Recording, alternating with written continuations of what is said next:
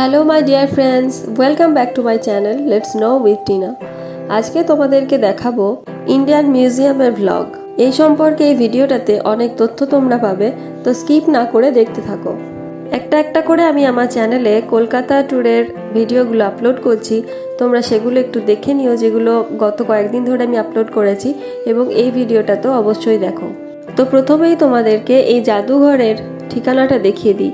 এখান থেকে অ্যাড্রেসটা তোমরা স্ক্রিনশট করে নিতে পারো এবং সেই মতো তোমরা পৌঁছে যেতে পারো।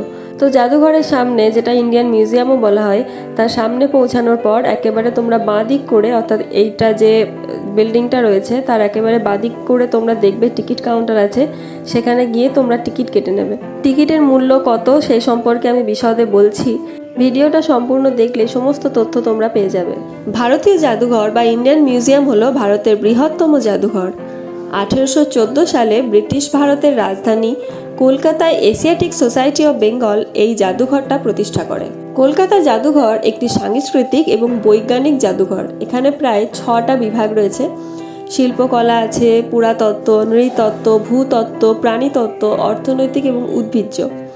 তো ভারতীয় সংবিধানের 7ম তফসিলে এই প্রতিষ্ঠানটাকে জাতীয় গুরুত্বপূর্ণ প্রতিষ্ঠানের মর্যাদাও দেওয়া হয়েছে। এটি বিশ্বের অন্যতম প্রাচীন জাদুঘর। এখন এটি ভারত সরকারের কালচারাল মিনিস্ট্রির আন্ডারে রয়েছে। 1784 সালে স্যার উইলিয়াম জোন্স এই এশিয়াটিক সোসাইটি অফ বেঙ্গল প্রতিষ্ঠা করেন এবং 1796 সালে সোসাইটির সদস্যরা মানুষের তৈরি বস্তু এবং প্রাকৃতিক সামগ্রী নিয়ে একটি জাদুঘর স্থাপনের সিদ্ধান্ত নেন এবং 1808 সালে জাদুঘর তৈরির কাজ শুরু হয়। আর এই বছরেই ভারত সরকার সোসাইটিকে চৌরঙ্গি অঞ্চলে জাদুঘর তৈরির জন্য জমি দেয়।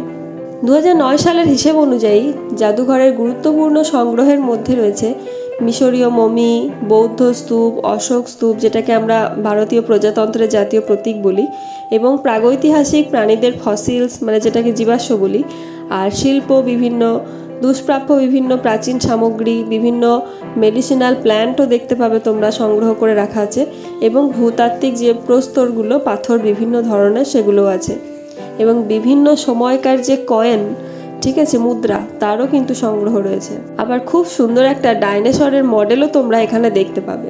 কলকাতা জাদুঘর এতটাই বড় যে এখানে ভ্রমণ করার জন্য তোমাদেরকে কিন্তু অবশ্যই, যদি তোমরা ভালোভাবে দেখতে চাও, তাহলে হাতে কিন্তু 2 থেকে 3 ঘন্টা সময় নিয়ে যেও। অথবা যারা স্টুডেন্টদের নিয়ে যেতে চাও শিক্ষামূলক ভ্রমণের উদ্দেশ্যে, তাদেরকেও কিন্তু এইভাবে 2 থেকে 3 ঘন্টা হাতে নিয়েই যেতে হবে। কারণ এখানে 2টো ফ্লোরে, অর্থাৎ গ্রাউন্ড ফ্লোর এবং ফার্স্ট ফ্লোর, 2টো ফ্লোরে প্রচুর জিনিস দেখার আছে। যদি খুব ডিটেলসে দেখতে চাও তাহলে অবশ্যই হাতে টাইম লাগবে, এবং এই ভিডিওটা থেকেই তোমরা অনুমান করতে পারছো কত কিছু দেখার আছে। শুধুমাত্র পাথরেরই কত ভ্যারাইটি তোমরা দেখতে পেলে। এরপর যখন প্রস্তর কলা বা মূর্তিকলা বিভাগে যাব, তখন তোমরা দেখতে পাবে বন্ধুরা কি অসাধারণ সুন্দর মূর্তিগুলো এবং কত সুন্দর সূক্ষ্ম হাতের কাজ।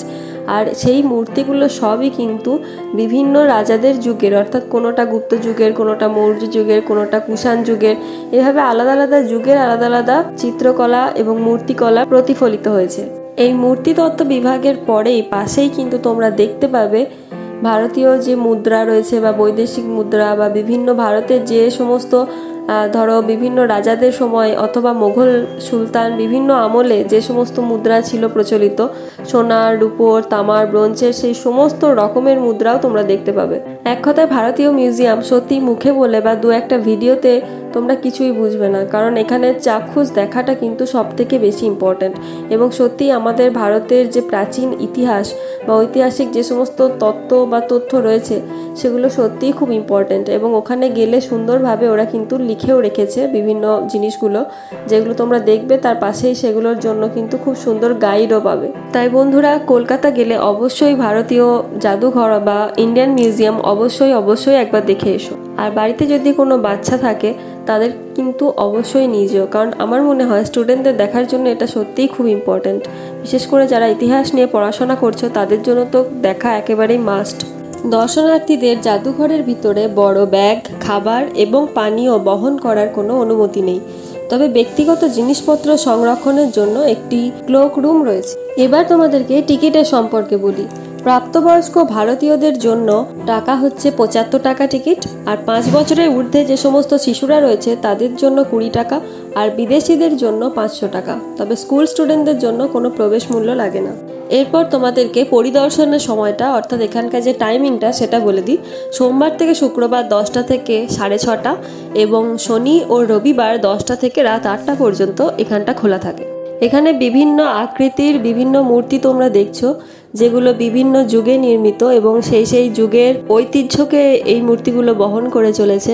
এখানে খুব সুন্দরভাবে সেগুলো সংরক্ষণ করা আছে এবং সমস্ত বিভাগগুলোর মধ্যে আমার সবথেকে এই বিভাগটাই ভালো লাগলো এবং এই বিভাগটা ভীষণ বড়।